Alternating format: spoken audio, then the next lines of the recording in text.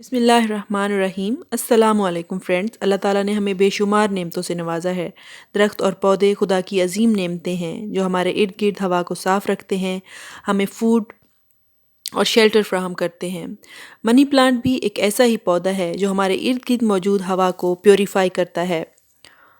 इसका scientific name है सिंडाप्सस aureus या एपिप्रेनम ऑरियम। इसको पोथोस या सिल्वर वाइन भी कहा जाता है।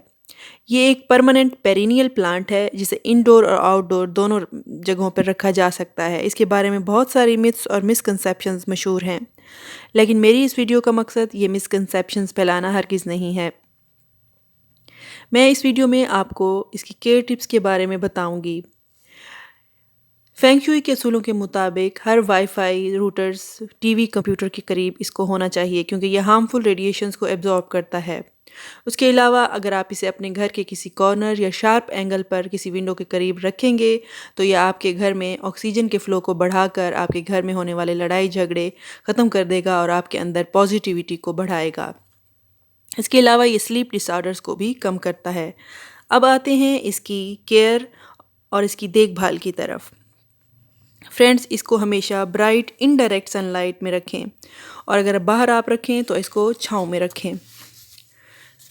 इस प्लांट को कटिंग के ज़रिए भी लगाया जा सकता है और कटिंग लगाने का बेस्ट सीज़न होता है स्प्रिंग या मौसम बहार, और मौसम गर्मा में भी इसको लगाया जा सकता है। इस प्लांट को आप स्प्रिंग से लेकर ऑटम तक फ्रीक्वेंट वाटरिंग कर सकते हैं, लेकिन सर्दियों में इसको बहुत ही कम पानी की ज़रूरत होती है।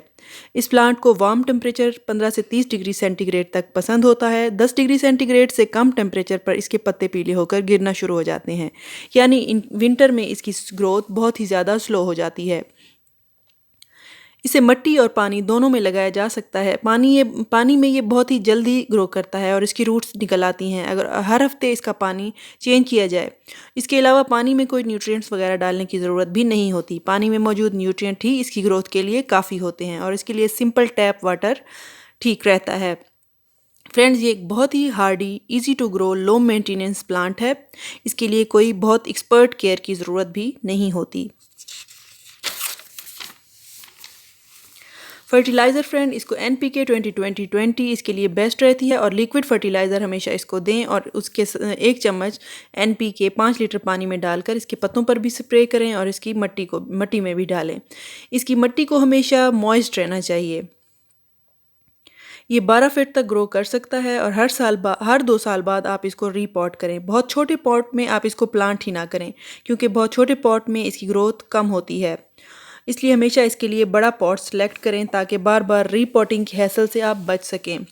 बेस्ट पॉटिंग मिक्स इसके लिए बालू मिट्टी, सैंडी सॉइल या रिवर सैंड मानी जाती है जो कि वेल ड्रेन्ड होती है, और मिट्टी को आप हमेशा मॉइस्ट रखें, लेकिन ओवर वाटरिंग भी ना करें। अगर इस आपके मनी प्लांट के पत्ते ऊपर की तरफ मुड़ना शुरू हो जाएं यानी कर्ल अप हो जाएं तो ये ओवर वाटरिंग की निशानी होती है, और अगर ये ड्राई अप हो जाएं या लिस्टलेस हो जाएं इसके पत्ते तो ये अंडर वाटरिंग की निशानी होती है।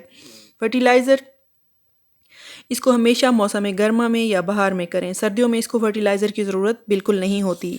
ये प्लांट 12 फीट तक ग्रो कर सकता है।